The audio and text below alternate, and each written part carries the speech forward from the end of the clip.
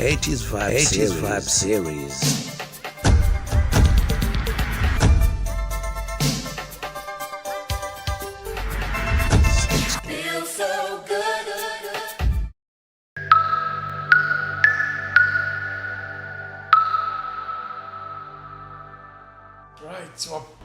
Wapenzi watazamaji wetu wa kipindi chetu cha 80s Vibe Series.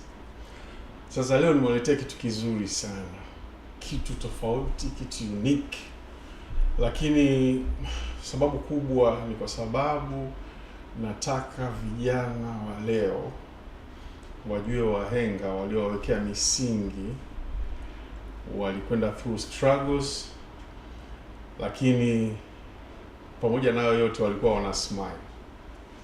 Hicho ndo muhimu. Na walikuwa wanaeneza upendo. Sasa leo niko na baharia mmoja maarufu sana hapa Tanzania. Niko na bwana Salim Muhogo. Yeah. Bwana Salim, karibu sana. Asante sana. Nimefurahi sana kwamba tumepata baharia amekuja kututembelea hapa studio. Mkongwe sana. Yeah. Ili kwamba tuweze kuongea machache kuhusu hiyo professional yenu. Sawa. Sasa bwana, mimi kitu ambacho nilikuwa nataka tufanye leo. Yep. Utuelezee kidogo safari yako ilivyokuwa, lakini kwanza kabisa ujaribu kutueleza kwamba ilikuwaje mpaka ukaona kwamba bwana mimi nataka niwe baharia. Na najua kulikuwa na ugumu, lazima kulikuwa kuna watu fulani ambao waliguide fulani, ingia mtaa huu, ingia hivi, fanya hivi, utapata hiki, unahitaji document hii, kuondoka hapa, utapitia hapa, utatukuta hapa. Kwa hiyo najua kuna hado fulani ambazo ulipitia. Sasa wewe hebu tuambie ulianzaje, ilikuwaje mpaka ukafikia kwenye malengo yako? Mimi familia yangu wengi ni wasafiri. Sawa. Na wengi wako nje. Na mimi nilisoma Dar es Salaam, St. Joseph pale. Nilisoma pale kipindi kile nasoma form 2, form 3.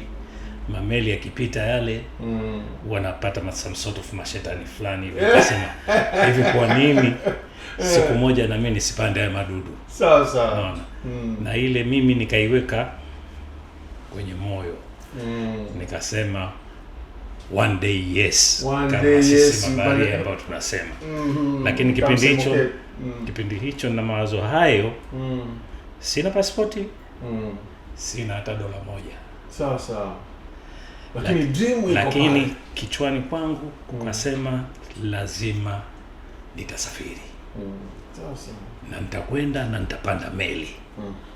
Kwa aina yoyote. Sawa.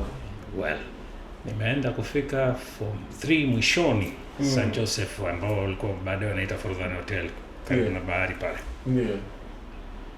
Nikatengeneza pasipoti. Tengeneza pasipoti, nikawa na pasipoti kabla form 4 sijafika. Na pasipoti. Sawa. Namaliza mtihani form 4 pale. Ile namaliza tu nikaongea na dadangu. Bwana mimi maisha hapa siwezi. Inabidi nikimbie. Unaendaje? Nikamwambia I have to go. Tukakaa na wenzangu moja mbili always tuliondoka watu 3 nafikiri kwa pamoja. Tukakusanya vijisenti vyetu kadhaa, moja kwa moja Mwanza. Okay, safari inaanzia Mwanza. Mara ya kwanza natua Mwanza. Hapo Mwanza mmekwendaje? Mmekwenda kwa ndege, mmekwenda kwa meli, na kwa mabasi? No, that was train. Ilikuwa train kutoka Mwanza. Gogo hiyo. Tumeshuka pale asubuhi. Kwa kuna rocks hizi majabali yani. Yes. Tumekaa pale. Hapo ulishawahi kufika Mwanza ama ndio mara ya kwanza unafika Mwanza? No, mara ya kwanza kabisa. Tumekaa pale kwenye mawe tunauliza usafiri wa kwenda Bukoba ile. Fika pale tumepumzika, tunakuta ile mijusi na kichwa kikubwa hivi sasa. Ile mijusi akiniangalia akimbie, lakini mijusi ananiona ananifukuza mimi. Sasa what the fuck that? Wewe umezoea sana mijusi kidogo ndio vinakaa ndani ya nyumba. Anakimbia. Nikasema tuondoke. Then usiku tukapanda MV Bukoba. Mpaka tunafika Bukoba hiyo. Bukoba tukakaa siku moja, ya pili tukapanda mabasi. Bado mko watatu ile group yenu? Watatu. Tunaingia Uganda, kipindi kile vita ndio vinaondoka. Yeah. Haya, mapolisi. Mwaka gani hiyo ilikuwa? Ilikuwa 81. 81. Yeah. Bwana. Long time. Basi tukapita salama mpaka Uganda, Kampala ile. Mpaka Kampala. Tukakaa siku moja pale. Bado vijisenti tunavyo kidogo. Tukapanda treni mpaka karibu na boda ya Juba. Yeah. Ilikuwa kuna kama kilomita 100 na kitu kufika Juba, ambayo treni imetushusha. Okay. Well, sasa hapo inabidi mwingine ndani Sudan. Natafuta usafiri wa kwenda Sudan mpaka boda ya Uganda na Sudan. Tukaomba maroli ya mafuta. Na Kenya pale wakatupakiza kwenye maroli yale mpaka boda, tukagongewa, tukaingia Juba. Kwa mkagongewa kabisa visa ya kuingia? Yeah, kila boda ukifika unagongewa. Yeah. Passport ilikuwa ni halali safi kabisa. Wale dereva maroli wakasema hapa mnakaa siku ngapi? Tukamwambia bari hatujui. Kwa akawa wanapika, tunakula pamoja. Okay. Baada hapo tukapambana pale, tukapata vijisenti, tukanyanyuka na maroli sasa. Sasa hapo boda mlipoka Juba, mlikaa kama muda gani? Tulikaa kama siku 4-5 hivi. Yeah, okay. Sasa baadaye tukapanda malori. Kutoka pale mpaka unaingia Khartoum, ambayo ilitukosti siku kama 6.5 hivi au 7. Siku 6. Mliunganisha magari ama ile moja mpaka Khartoum? Roli moja to the destination. Yes. Kufika pale sasa hela imekata. Bwana. Lakini kuna kitu kimoja kizuri nakumbuka. Wa Sudani ni watu karimu sana. Sawa. Tukakaa pale, tukawa tunafanya kazi za ajabu ili upate video waka tu hapa na hapa. Tukapiga pale kama wiki 2 hivi. Kupata pesa. Pata pesa, tukapanda pale, tulichukua treni. Mpaka mji mmoja unaitwa kama Skosei ni Wad Halfa. Boda ya Sudan na Egypt. Tukakaa pale, kufika pale inabidi upande meli. Okay. Meli zao hizi ni kama hizi za feri hapa zinazovusha, lakini ni kubwa kidogo. Yeah. Tukapanda meli ile, tulichukua siku 1.5 kitu kama hivi. Inatembea kwenye mto Nile. Mpaka tukaingia Egypt. Sasa Egypt tukapanda tena treni mpaka Cairo. Good of it, Cairo ile zunguka kushoto kulia, ukimuuliza mtu bwana wapi nitapata kijisehemu watu wausi wanakaa, na kwambia bashish. Bwana, huko ni hela kila kitu. Yaani mtu akuelekeza, mpe hela ndio akuelekeze. Bwana. Ile Egypt maisha yalikuwa ni magumu sana kusema kweli. Mila tofauti zile sasa mmeingia.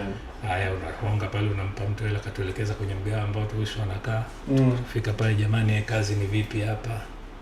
Hapo Cairo hiyo. Cairo pale. Nimekutana na wabongo wote ambao tayari wameshafika. Wabongo kadhaa ambao wako pale, jamani kazi ni vipi? Kazi Egypt ni ngumu, ile nchi kipindi kile ina maisha magumu. Bwana. Mwanamke anabeba zege. Ambayo wewe huwezi kubeba wala mimi. Bwana. Anabeba zege, anapandisha nayo ghorofa 7. Sawa. Mzee nikajaribu ile ndo siku ya kwanza, siku ya pili nikakaa chini nikasema hii sio hiyo. Siwezi. Na washikaji zangu wale ngambia tuondoke. Tukatoka tukaenda Port Said. Sawa. Ambani kwenye ule mtoko wanaitwaje, kanali, Suez kanali kule. Suez, yeah. Basi kule tukapata vijidili ambazo kwa unachukua bidhaa huku. Port Said ni free port. Yeah. Kwa unachukua nguo huku, mapochi ni unaenda kuuza mji wa pili. Sawa. Basi nimekaa pale kwa kipindi muda mrefu, naongea Kiarabu vizuri. Uko kama muda gani? Miezi 7 sio 8. Bwana. Natafuta hela. Kwa kujua lugha. Natafuta hela uende nje. Yes. Nikasema alright. Nipiga pale. wakanipigia simu kutoka nyumbani huku majibu yametoka. Majibu yametoka. Kaka yangu. Kaka yangu kipindi kile anafanya kazi kampuni za ndege za Arabuni hizi. Nikaambia sawa, nitumie ticket. Kanitumia ticket. Alipotumia ticket then nikachanganya na zile hela alizokuwa nazo mimi, nikaunganisha pale, nikanyanyuka Ugiriki. Unanicheka wewe? Yaani wanakwambia majibu ya form 4 yametoka. Majibu ya form 4 yametoka. Kwa hiyo sasa hii ticket ya kutumia urudi Bongo. Yeye ananiambia, nikamwambia okay, yametokaje? Sasa umechaguliwa uje kuwa mwalimu, nisomee walimu. Okay. Nitumia ticket, nikaongeza na zile hela kwa sababu ticket ya kutoka Egypt kuja Tanzania ni hela nyingi. Ticket ya kutoka pale kwenda Ugiriki ni hela ndogo. Nikarudisha ile ticket, nikapata na hela nyingine na hela nilizopata. Ukaongezea. Nikamongezea na rafiki yangu mmoja, tukanyanyuka naye. Kwa hiyo mkanyanyuka wawili mkamwacha yule mmoja. Yule mmoja sasa nguvu ilikuwa haipo. Okay. Sasa kanyanyuka nikaingia Ugiriki. Ilikuwa 82 beginning, nafikiri 82 mwanzo hivi. Nimeingia Athens. Kapanda gari pale moja kwa daladala. Muuliza taxi, akasema taxi ya nini wewe, madaladala wale pale enda kwa daladala. Kipindi kile madaladala Ulaya hakuna conductor. Ukiingia unatumbukiza coin zako hapo unaingia. Basi nikasema naingia, mimi sikutumbukiza coin. Kwa hiyo sina na dola fuko natumbukiza ni demo, niangalia kaniacha. Basi pale nafika mjini kwetu za Perea. Tumeingia Perea pale dakika 2 tu tumekaa, kuna garden fulani, kuna garden moja wanaita Garden K. Garden yetu tunakaa sisi. Nikakuta vijana pale, kamuuliza, kakuta Nigeria mmoja. Nikamwambia bwana, wapi naweza kupata wa Tanzania? Akaniambia nyosha barabara hii pale wako hivi. Bwana. Nikamwambia okay, thank you. Moyo ukatulia kidogo at least. Nilikuwa sina hoga kwa sababu nilikuwa nishaweza kukaa nchi ngumu kama Egypt ni nchi ngumu. Sometimes uko nakula mkate wao wenyewe wanaita ash na kitunguu. Bwana. Siku imepita na maji. Sasa nikasema huku maisha nimeingia tu kuta bongo zangu pale, kufika mpeni supu. Piga supu 1 2 3. Sasa unafanyaje? Uko vizuri? Nikamwambia sio sana. Basi twende ghetto. Tukakaa ghetto. Ghetto ya kwanza nimekaa siku ya kwanza ile vizuri tu. Siku ya pili sasa nikapata usiku, nilikuwa na tabia ile naota na kile ninachokiota kinakuwa kweli. Nikaota anapanda meli. Nikasema nikashtuka. Siku nikaamka saa 11. 11 asubuhi nimeamka, nimeenda kwenye ile baa ambayo tunakaa kijiweni pale. Kaa kijiweni nikakuta shikaji, bwana tunatafuta mabaharia. Haiwezekani. Yes. Bwana. Nikaambia mimi wa kwanza. Nataka wengine wawili. Walikuwa nataka watatu juu. Nikashuka chini kule, kuna dogo mmoja alikuwa niko naye hivi, nikamchukua. Na yule mshikaji mliokuja naye tukaenda naye meli yangu ya kwanza hiyo napanda 82 ilikuwa katikati. Nikapanda kazunguka na ile meli miezi 6. Nikashuka. Kushuka nikarudi tena Mangani pale. Kwa hiyo Ugiriki ikawa kama nyumbani. Kusema wale kipindi kile ilikuwa ni nyumbani kwa mabaharia wote. Kusafiri tumezunguka sana. Naona baadaye nikarudi Turki. Hiyo meli uliokuwa umebahatika kupanda ilikuwa meli ya watu gani? Ni meli ya Kigiriki. Ikawa inazunguka Mediterranean pale. Mediterranean, nimezunguka nchi nyingi za Mediterranean. Baada ya mkataba mmoja nikaacha, nikarudi tena. Baada ya mwaka nikarudi huko. Kwa hiyo ile meli ulianza nayo ulienda nayo kama mwaka mzima. Baadaye ile tunarudi katukataa airport. Ya passport sio 1 2 3 sio visa sio nini. Wakasema rudi Afrika tutakuita. Nikarudi. Ukarudi Bongo? Bongo suka nilikaa wiki 2 tu. Kimya, wakanitumia hela yangu. Nikanyanyuka tena, lakini kipindi hicho nanyanyuka vizuri kidogo. Sasa hapo unanyanyuka na kwa pipa. Nikanyanyuka hapa moja kwa moja Egypt. Ukarudi tena kule Egypt kwa transit tu pale. Sawa. Nikaenda Syria. Nikakaa Syria kidogo. Kipindi kile huko kuna machafu nimekaa Syria. Syria pale nikapata pesa tena. Nikaja sasa Syria ukafanya kazi kazi ndogo. Kipindi kile nchi zetu zilikuwa kidogo wapole na upendo. Basi nikapanda treni tena mpaka Uturuki. Okay. Nimekaa Uturuki pale piga mission, nikaingia tena Ugiriki kwa treni. Okay. Baada hapo kufika ikawa napanda meli tu sasa. Panda meli mkataba huu. Nikimaliza nashuka pale. Nasubiri, napanda tena, nazunguka. By the way nimezunguka karibu dunia. Bwana. Nimepanda meli karibu 6. Katika miaka ambayo nimekaa Ulaya. Meli karibu 6. Meli 6 tofauti. Kubwa. Na hata nyingine hapa hazipiti. Haziwezi kupita zangu bandari ndogo. Na ya mwisho tulikuja tukazama Arabuni hapa. Na meli. Rescue tukatoka salama. Ilikuwaje kwaje? Huo meli usiku. Sasa mimi nimekaa dereva niko juu naendesha. Ile meli sio na matatizo gani. In couple minutes naona captain kaita watu wote juu. Wenzake wale. Mimi namuuliza captain, mbona meli imekaa hivi? Kumbe kuna tobo zamani kwa imetoboka kwa chini. Inaingiza maji sasa. Yaani ingekuwa tuko nje ya maji makubwa tungeondoka wote. Bwana. Lakini thank God walikuja wakatotoa wote. Meli ikakapsize. Kwa hiyo ndio story fupi ambayo naikumbuka ni vizuri. Kazi zetu ni kazi ngumu, kazi ya meli ni kazi ngumu sana. Hakuna tunapata pesa lakini ni kazi moja ngumu sana. Kwa hiyo sasa mnapoingia, sasa umeshaingia kwenye meli ndio hii, mnaondoka, mnaanza safari. Sawa. Mnakuwa mmepanga route yenu kwamba tutadock nchi fulani, alafu ndio tuje turudi hapa ama inakuwaje? Captain ndio anajua tunatoka hapa labda tunaenda Amerika. Sawa.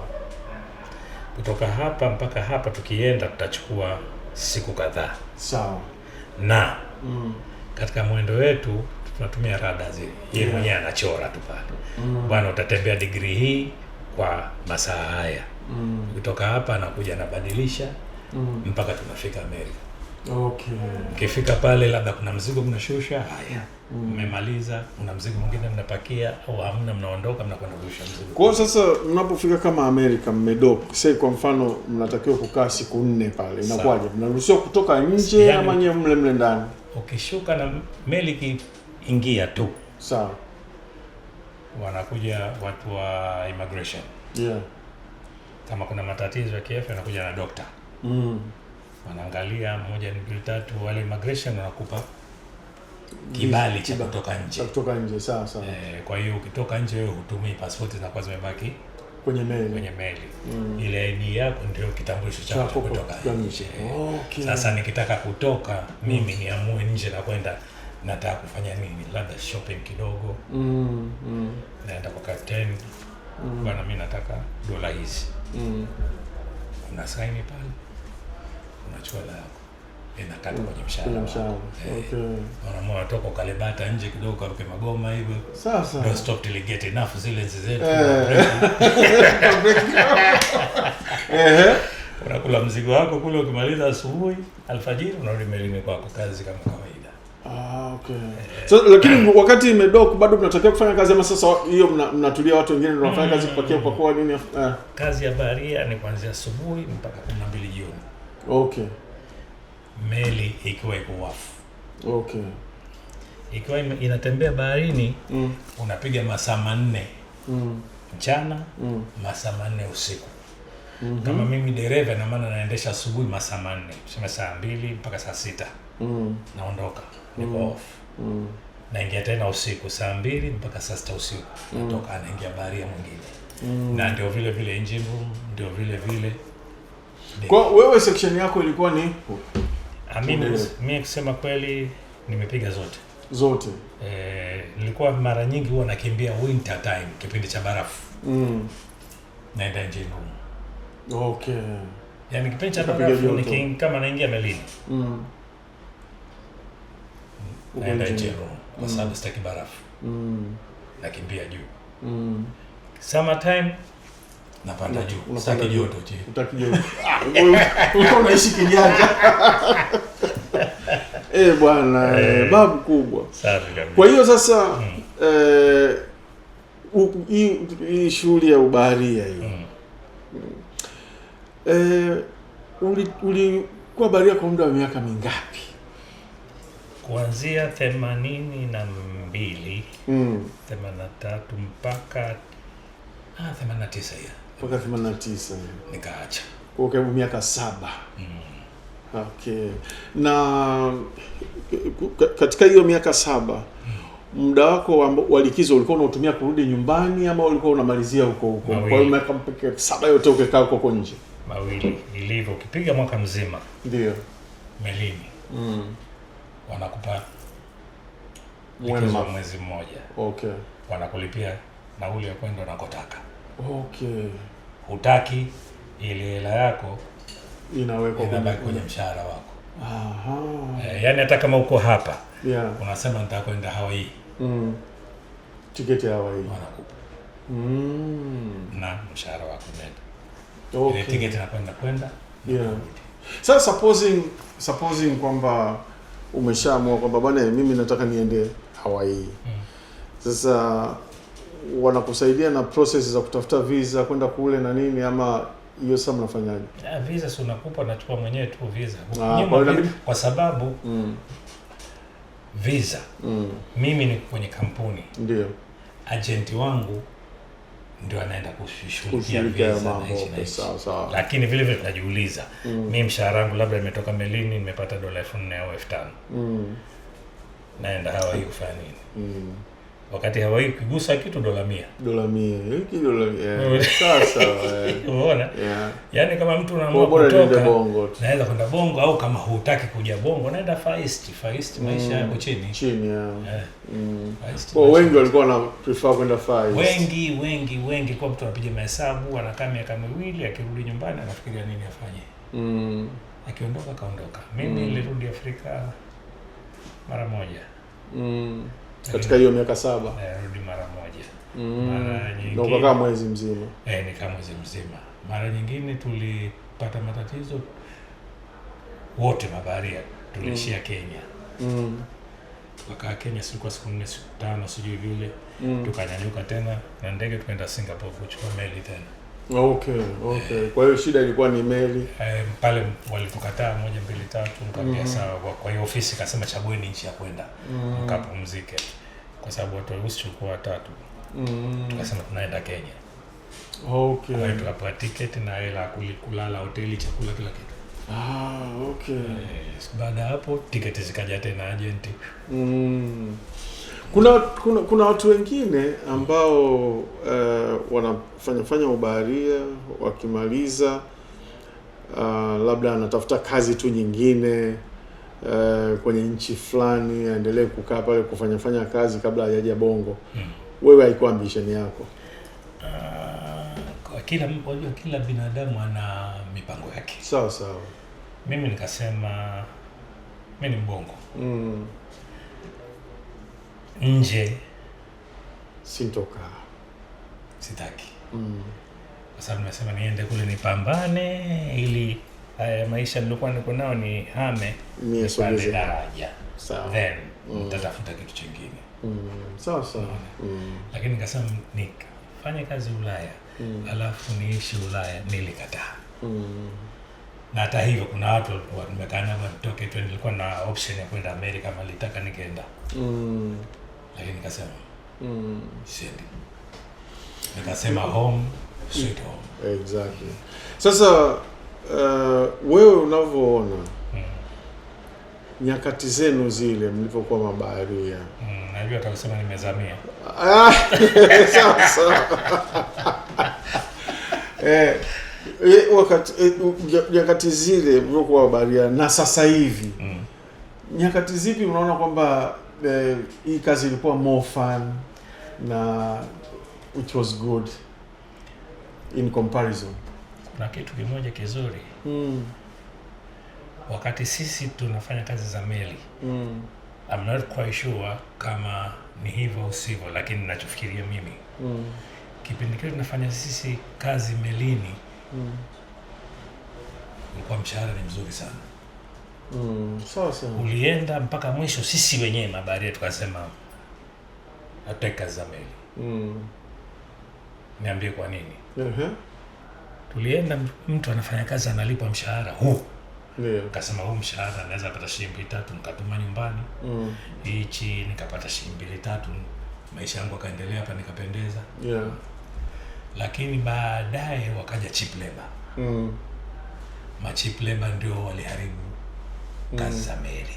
Afu cheap labor kutoka Far East, kutoka Philippines, Far East. Wengi walitoka kule. Kwa hiyo walipokuja biashara ya meli iliharibika, ndio maana sisi wengi tukaamua basi imetosha. Kwa sababu mtu akafanya kazi azunguke mwezi mzima umpe $300. Lakini sasa kwa watu wa Far East $300 ni hela nyingi kwao. Hela nyingi, lakini mimi na wewe ndio pale kazi za kibaharia zikaanza zikawa tena sina hakika sana. Mabaharia bado mpaka sasa hivi wapo wengine wana survive, some of them wanapata good salary. Wako wengine kwenye mikataba mizuri, wengine wako Arabuni, ili mradi watoke nyumbani wakafuta shilingi 2-3. Lakini it's not the same. It's not the same. Kipindi chetu kwa mtu anachukua hela kweli. Maana ulikuwa unalipwa mshahara wako mwezi. Jumamosi, Jumapili, sikukuu zozote ambazo zinajulikana Ulaya, unalipwa. Sasa extra hours zile.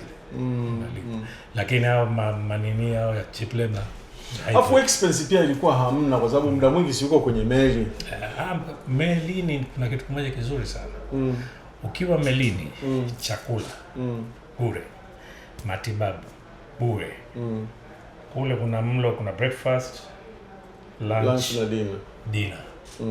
Ukitoka hapo chakula kimepikwa kinako pembeni pale, wakati wote ukisikia njaa unaenda unapiga. Sasa hivyo. Yaani kwa kule maisha yako ku save. Ni wewe save sana. Ni wewe mwenyewe.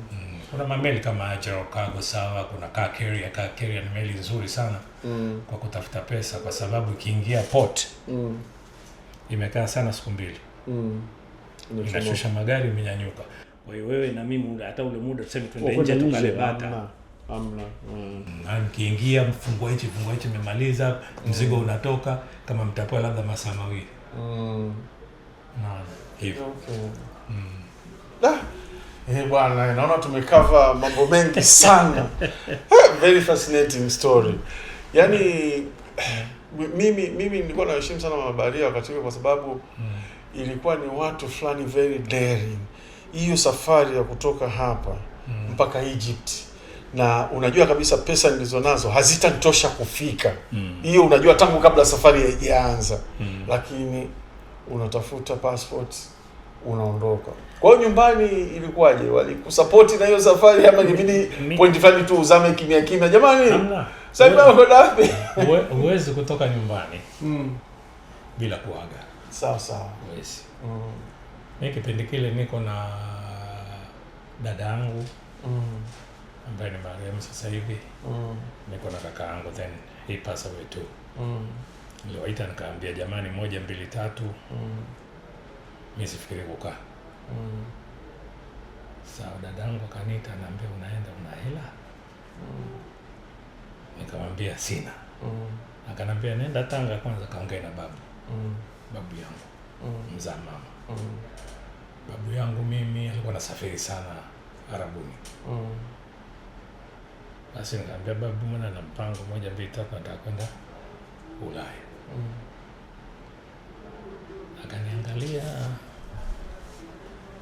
nini? Nikamwambia maisha hapa sio rahisi. Na moyo wangu ushakataa. Yaani nikamwambia kuna kitu kimejijenga inside me, niende. Kijijini kipindi kile babu yangu anakaa nyumba ya matope na juu makuti. Basi babu akaniangalia, na mbona unachokisema una hakika nacho? Yes. Akaambia no hapa. Bomoa hapo. Kwenye ukuta kwa matope. Nikabomoa kocho, that is my story. Nikabomoa hapo. Kakuta kijifuko cha kitambaa. Fungua kuna hela za rabuni, kuna dola. Akaambia chukua unazotaka. Bwana. Babu. Nikamwambia babu umezeka kwenye kuta za nini? Mimi nataka zote. Nikamwambia wewe. Rudisha hapo zilizobaki. Nikamwambia unazotaka. Wewe unaenda wapi? Nikamwambia moja mbili tatu. Akanipa sio kwa dola 250 vile. Nikamwambia hizi zitakusaidia.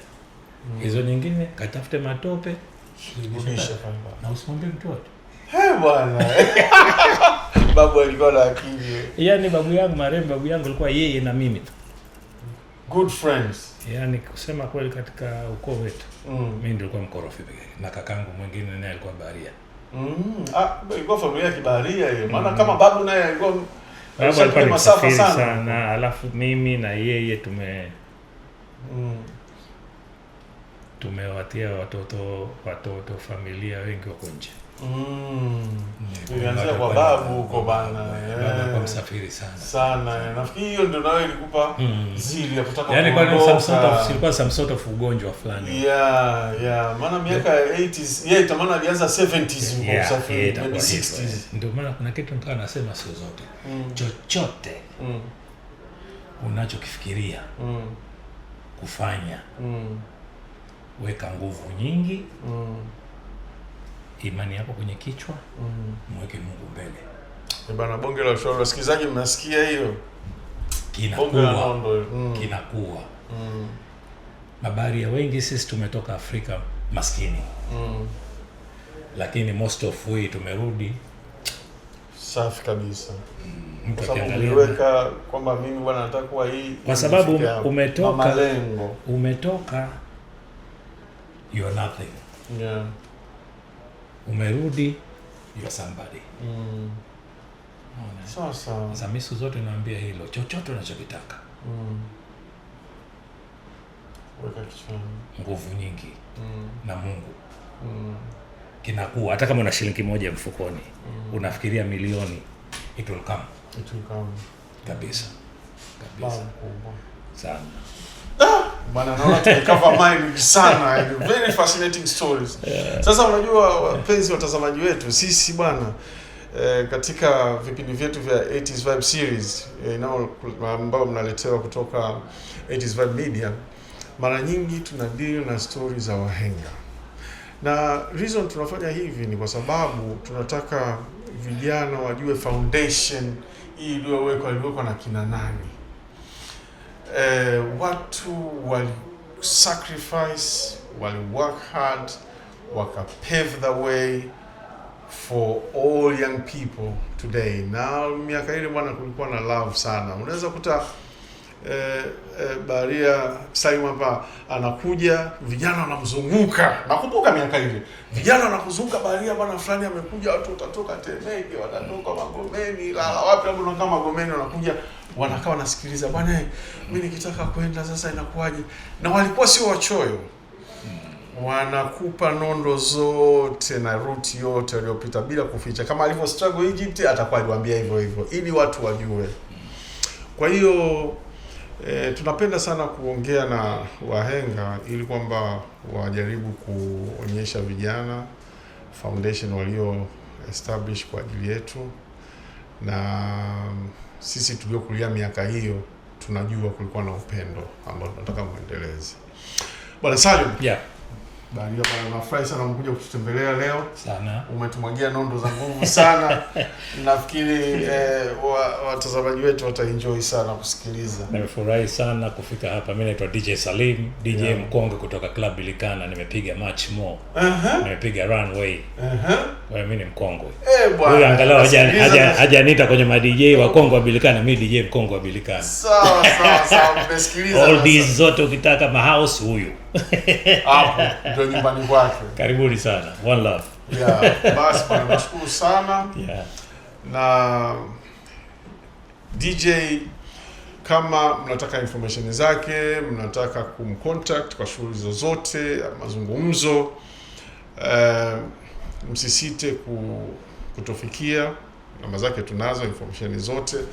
Kama mnahitaji kwa service kama hizo, feel free to contact us 80s Vibe Media na tutawalink up. Sasa ninachowaomba wapenzi watazamaji wetu, continue to comment, subscribe, share, like and put that notification ili kwamba next time tutakapoletea mtu mwingine mhenga utakuwa kwanza kuona. Asante. Well, yeah.